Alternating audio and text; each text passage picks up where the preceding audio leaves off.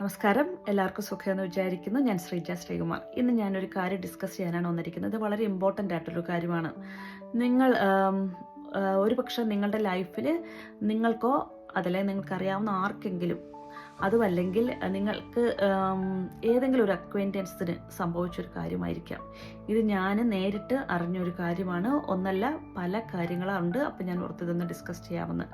കാരണം ഞാനൊരു digital business run ചെയ്യുന്നു. അപ്പം ഞാൻ ഓർത്തു അതിൻ്റെ ഇമ്പോർട്ടൻസ് ഈ ഒരു പ്ലാറ്റ്ഫോമിലൂടെ ഇപ്പം ഈ ഒരു അനുഭവത്തിലൂടെ പലർക്കും ഉള്ളതുകൊണ്ട് ഞാൻ ഡിസ്കസ് ചെയ്യാമെന്ന് വിചാരിച്ചു.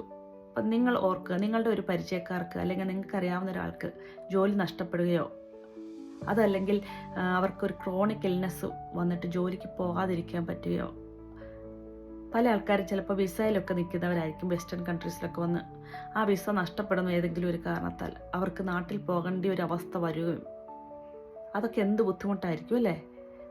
അപ്പോൾ അങ്ങനെയൊക്കെയുള്ള ഒരു അവസ്ഥ ഒരുപക്ഷെ നിങ്ങളുടെ ആർക്കെങ്കിലും നിങ്ങൾക്ക് സംഭവിച്ചിട്ടുണ്ടെങ്കിൽ നിങ്ങൾ ആലോചിച്ചിട്ടുണ്ടോ, ഈ അവസ്ഥ എനിക്ക് വന്നാൽ എങ്ങനെ ഇരിക്കും, ഞാൻ എങ്ങനെ അതിനെ ഓവർകം ചെയ്യുമെന്ന്? നമുക്കറിയാം, വെസ്റ്റേൺ കൺട്രീസിലൊക്കെ വന്നു കഴിഞ്ഞാൽ നമുക്ക് മോർഗേജ് കാണും. ചിലർ റെൻറ്റിലായിരിക്കും, അല്ലെങ്കിൽ മോർഗേജ് അടയ്ക്കണം, ബില്ലുകൾ അടയ്ക്കണം, കാർ ബില്ല്, ഇൻഷുറൻസ്, അങ്ങനെ പല ബില്ലുകൾ നമുക്ക് കാണും. അങ്ങനെയുള്ളപ്പോൾ ഫാമിലിയിലുള്ള രണ്ട് ഹസ്ബൻഡ് ആൻഡ് വൈഫ് ആണെങ്കിൽ അവർ രണ്ടുപേരും ഒരുപോലെ കഷ്ടപ്പെട്ടാലാണ് ആ ഫാമിലി നമുക്ക് റൺ ചെയ്യാൻ പറ്റുന്നത് അല്ലേ?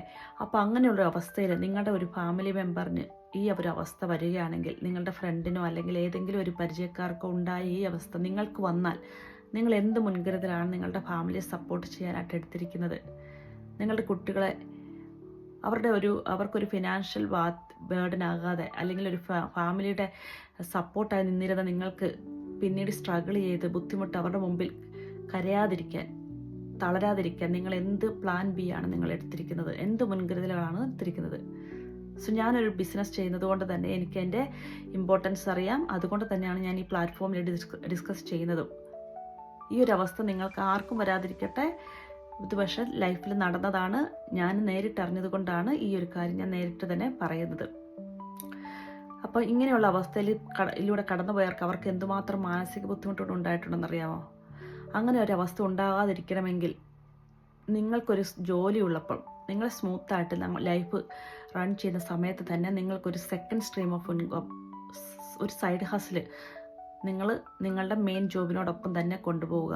നിങ്ങൾ ഹെൽത്തി ആയിട്ടും വളരെ കുഴപ്പമില്ലാതിരിക്കുന്ന സമയത്ത് തുടങ്ങി സ്മോൾ സ്റ്റെപ്പ് എടുക്കുമ്പോഴത്തേക്കും നാളെ നിങ്ങൾക്കൊരു അസുഖം വന്നാലോ, നിങ്ങൾക്കൊരു ഫിനാൻഷ്യൽ അല്ലെങ്കിൽ നിങ്ങളുടെ ജോലി നഷ്ടപ്പെടുകയോ ഏതെങ്കിലും തരത്തിലൊരു ഫിനാൻഷ്യൽ ബേർഡൻ ഉണ്ടാവുന്ന ഒരു സമയത്ത് നിങ്ങൾക്ക് ഈ പ്ലാൻ ബി ആയിട്ട് നിങ്ങൾ ഈ കൊണ്ടുപോകുന്ന സൈഡ് ഹസിൽ അല്ലെങ്കിൽ സൈഡ് ബിസിനസ് നിങ്ങളെ ഹെൽപ്പ് ചെയ്യും. അത് 100% ഷുവറാണ്. അതിൽ നിങ്ങൾ കൺസിസ്റ്റൻ്റ് ആയിരിക്കണമെന്ന് മാത്രം. അപ്പോൾ നിങ്ങൾക്ക് ആർക്കും ഈ അവസ്ഥ ഉണ്ടാകാതിരിക്കട്ടെ, അതിന് വേണ്ടിയിട്ടുള്ള മുൻകരുതലുകൾ നിങ്ങൾ എടുക്കുക. നിങ്ങൾക്ക് ഒരു സൈഡ് ഹസിലായിട്ട് നിങ്ങൾ സ്ലോലി ഇൻകം മേക്ക് ചെയ്യുന്ന ഒരു ഫ്യൂച്ചറിലേക്ക് നിങ്ങൾക്ക് ബിൽഡ് ചെയ്യാനാണ്. നിങ്ങൾക്കൊരു പക്ഷേ ലൈഫിൽ നിങ്ങൾക്ക് ഫുൾ ടൈം ആയിട്ട് വർക്ക് ചെയ്യാൻ സാധിക്കാത്ത ഒരു അവസ്ഥ ഉണ്ടാകുമ്പം നമ്മളെല്ലാവരും പ്രായമാവുന്നവരാണ്. നമുക്കെല്ലാവർക്കും അസുഖങ്ങൾ വരാം. ഏതെങ്കിലും ഒരു അവസ്ഥയിലൂടെയൊക്കെ കടന്നു പോകും എല്ലാവരും അല്ലേ? നമുക്ക് ആർക്കും നമ്മുടെ ലൈഫ് പ്രെഡിക്റ്റ് ചെയ്യാൻ പറ്റത്തില്ല. സോ അങ്ങനെ ഒരു അവസ്ഥ ഉണ്ടാകാതിരിക്കണമെങ്കിൽ, അല്ലെങ്കിൽ അങ്ങനെ ഒരു അവസ്ഥ ഉണ്ടാകുമ്പോൾ അതിനെ ഓവർകം ചെയ്യാനായിട്ട് what kind of precaution you took it? അതാണ് അന്നത്തെ ക്വസ്റ്റ്യൻ. അപ്പോൾ നിങ്ങൾ ആ സമയത്ത് ആലോചിച്ചിട്ട് ഒരു കാര്യമില്ല. കാരണം ആ സമയത്ത് നമുക്കൊന്നും ചെയ്യാൻ പറ്റത്തില്ല. ചെയ്യാതിരിക്കുന്ന ഒരാൾ, ജോലി ചെയ്തുകൊണ്ടിരിക്കുന്ന ആൾ ആ സമയത്ത് ഓടിപ്പോയി ജോലി തേടാനും, അല്ലെങ്കിൽ നമുക്കൊരു വിസ പോയെങ്കിൽ വിസ നഷ്ടപ്പെടുമ്പോഴത്തേക്ക് ആ സമയത്ത് അതിനു വേണ്ടിയിട്ട് കഷ്ടപ്പെടാനും, അല്ലെങ്കിൽ ഇൽനെസ് ഉണ്ടാകുമ്പം ആ സമയത്ത് നമുക്കൊന്നും ചെയ്യാൻ പറ്റത്തില്ല. നമുക്കൊരു ഫിസിക്കൽ ഇൽനെസ് ആണെങ്കിൽ പോലും, നമ്മളിപ്പോൾ ഈ ഓൺലൈൻ ബിസിനസ്സാണ് ചെയ്യുന്നത് എങ്കിൽ നമ്മുടെ വീട്ടിലിരുന്നുകൊണ്ട് നമുക്ക് ആ സമയത്ത് ഒരു കുഴപ്പമില്ലാതെ റൺ ചെയ്യുകയും, നമ്മൾ വീട്ടിലിരിക്കുന്ന അസുഖത്തോടെ ഇരിക്കുകയാണെങ്കിൽ പോലും നമുക്കൊരു സൈഡ് സ്ട്രീം ഓഫ് ഇൻകം ഉണ്ടായിക്കൊണ്ടേയിരിക്കും. അത് നമ്മുടെ ഫാമിലിയെ ഉറപ്പായിട്ട് സപ്പോർട്ട് ചെയ്യും.